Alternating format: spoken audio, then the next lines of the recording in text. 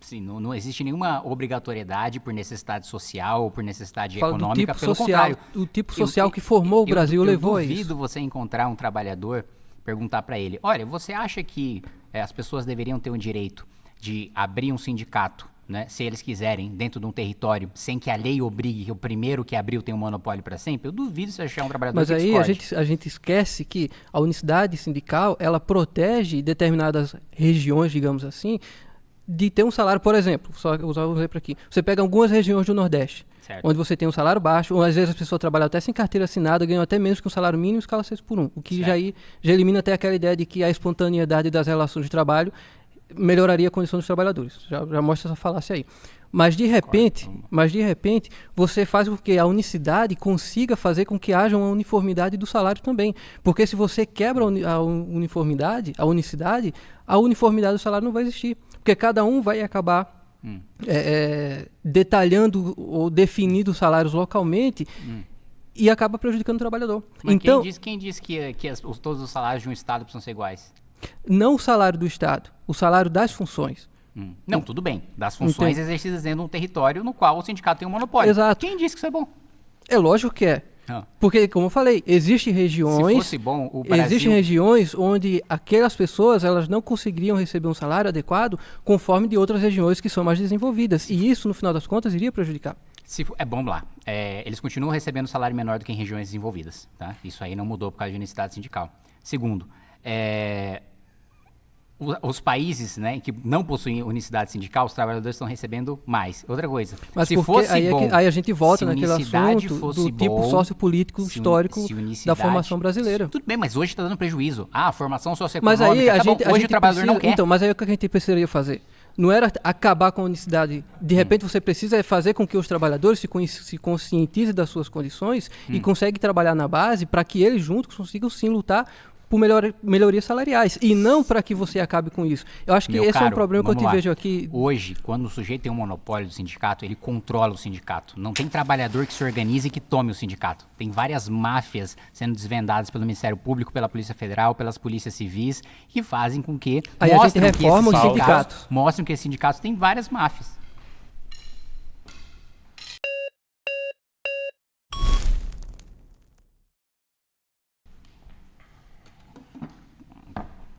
Kim, eu acho que você parte de uma premissa errada, porque vendo os pontos que você trouxe aqui para o debate até agora e os próximos, você tenta chegar parecendo muito técnico e todos os outros são atacando ou querendo destruir direitos que atuam diretamente na dignidade do trabalho no Brasil.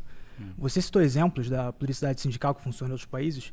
Eu acredito que isso tem a ver porque a cultura sindical nesses países é forte. O trabalhador ele não é visto como um vagabundo por participar de um sindicato. O sindicato não é demonizado. Enquanto que no Brasil é o contrário. Muitas vezes, quando a pessoa diz que é sindicalizada ou ela quer atuar em prol daquilo, a gente ouve o que você acabou de dizer agora. Os sindicatos sendo tratados como máfia. Então, ao meu ver, não tem como a gente resolver a questão sindical no Brasil, seja pela unicidade, seja permitindo que seja pulverizado os sindicatos, se continuar sendo demonizado um dos maiores pilares da organização do trabalho no Brasil. Vamos lá. Não é que eles são demonizados, né? A imagem deles Você é ruim. Você acabou de fazer. A imagem deles é ruim. Não, vamos lá. Demonizado, eu estou dando uma imagem ruim para algo que não é ruim. Eu estou fazendo uma acusação injusta. E a acusação é justa contra vários grandes sindicatos que têm um monopólio sobre os trabalhadores. A fama não é... você está falando do paradoxo de Tostines, né? Você está falando, olha, a gente não consegue organizar, né, a luta sindical porque os sindicatos são descredibilizados. E o que eu quero dizer é que os sindicatos são descredibilizados porque o próprio trabalho deles não representa o trabalhador. Tanto não representa que quando a gente acabou com a contribuição obrigatória, 16 milhões de trabalhadores não quiseram mais contribuir com seus sindicatos. Mas isso tem a ver diretamente com a qualidade de vida do Brasil, porque o trabalhador ele já sente que ele perde muito. Então, para que eu vou fazer isso? Eu vou contribuir com isso? Então tem muito mais a ver com a dignidade do trabalho no Brasil, que ela é prejudicada todos os dias por diversos setores e que ele vê nisso como um gasto e não como investimento. Se a gente fortalecesse essa cultura, seria muito mais benéfico. Deixa eu te perguntar, Sim. Qual que é o benefício de eu ter uma exclusividade de direito de representação sindical? Olha, por que eu ser o primeiro a abrir um sindicato num território me faz mais legítimo para representar todos os trabalhadores do que qualquer um outro? Se tiver um movimento com mais representatividade que quisesse abrir um sindicato, não pode. Não à toa, as taxas de sindicalização no Brasil são uma das mais baixas do mundo, porque o trabalhador não sente que esse monopólio representa ele, de fato não representa.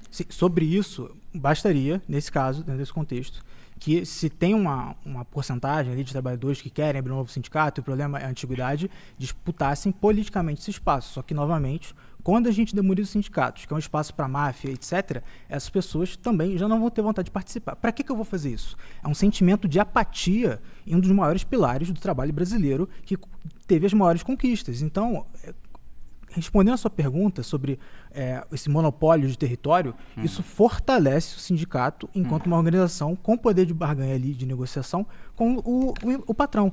A título de exemplo, eu não consigo imaginar um cenário onde você consiga tirar esse monopólio e os sindicatos patronais se pulverizem. Eles só vão se centralizar, porque o patrão se une contra de uma forma geral, contra o trabalhador. E o contrário, o que a gente vê é o enfraquecimento de um freio contrapeso justamente nisso. Vamos lá.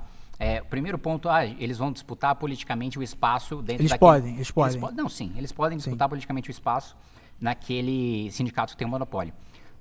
Eu estou muito acostumado com isso, mas eu imagino que você não saiba o que é disputar contra uma pessoa que tem a caneta na mão.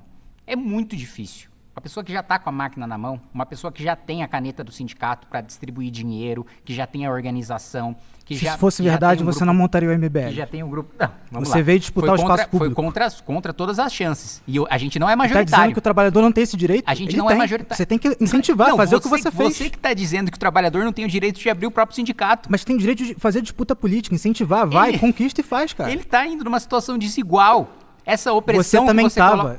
Em 16 você estava e montou o teu movimento, nós somos improváveis. Né? Incentive que outras pessoas conquistem o que você conquistou, cara. Me desculpa. Eu não quero que outras pessoas tenham que enfrentar outros poderosos com a caneta na mão como eu tive, como eu tenho que enfrentar. Se todo mundo tiver sentimento de apatia, é o que vai acontecer.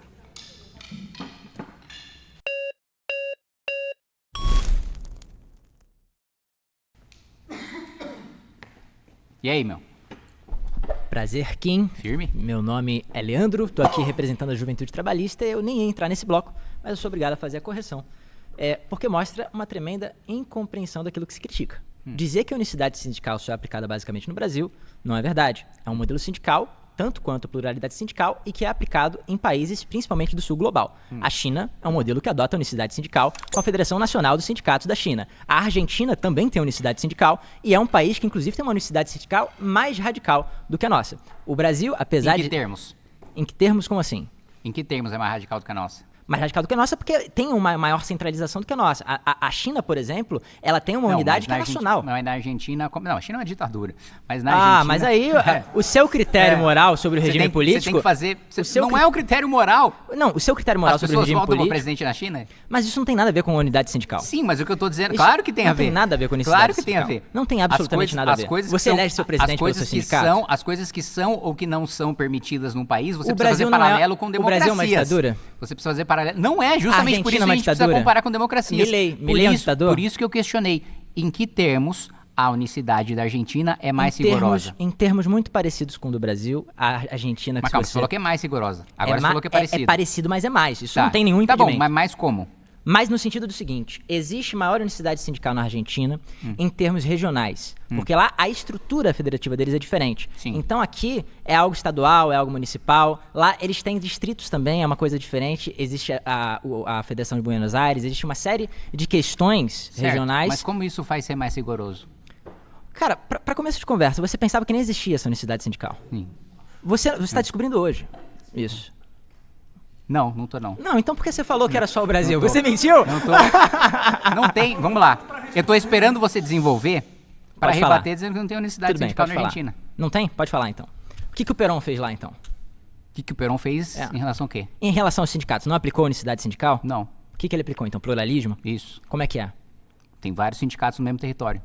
Não, cara. E aí você tem confederação de sindicatos no mesmo território. Não. Pode conferir. O Perón, ele colocou unicidade sindical num regime muito similar ao trabalhista no Brasil. Né? Negativo. Hoje você tem pluralidade sindical. No mesmo território. Então hoje você admite. Ela foi desidratada. Então você admite. Ela foi desidratada. Então você admite. Ela foi totalmente desidratada. Então hoje, mas não foi trocado o regime. Ela não hoje tem pluralismo.